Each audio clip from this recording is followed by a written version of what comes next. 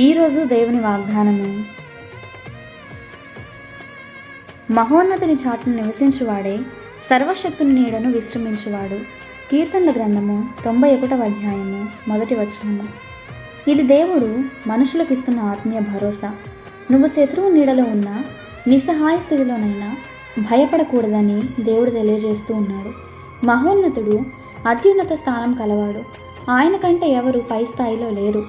మహోన్నతుని చాటును నివసించువారు సర్వశక్తునితో నిరంతర సహవాసం కలిగి ఆయన ఇచ్చే రక్షణలో పదిలంగా ఉంటారు. మహోన్నతుని చాటును నివసించుట అంటే మన హృదయాన్ని ఆయనకు అప్పగించుట. సర్వశక్తుని నీడ సంరక్షణను ఇస్తుంది.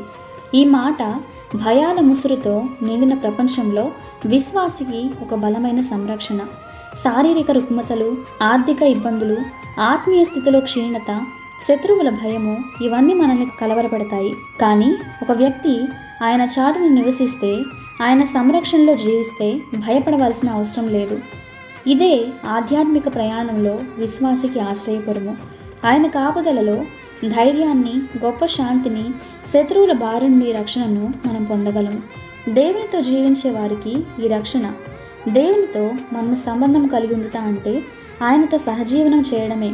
ఆయన సహవాసంలో ఉండేవారు ఆయన శక్తితో జీవిస్తారు. వారు శత్రువుల చేతిలో పడిపోరు.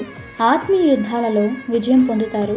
ఆయనతో సహజీవనం చేయడం అంటే ప్రార్థన ద్వారా, వాక్య ధ్యానం ద్వారా ఆయన మనస్సును ఎరిగి ఆయన రూపులోనికి మారడమే.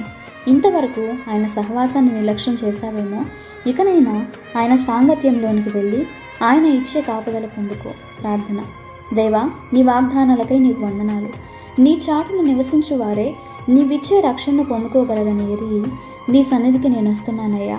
దయతో త్రోసివేయక నన్ను అంగీకరించి నీ సహవాసంలో నన్ను బలపరచమని యేసు నామంలో ప్రార్థిస్తున్నాము తండ్రి. ఆమేన్.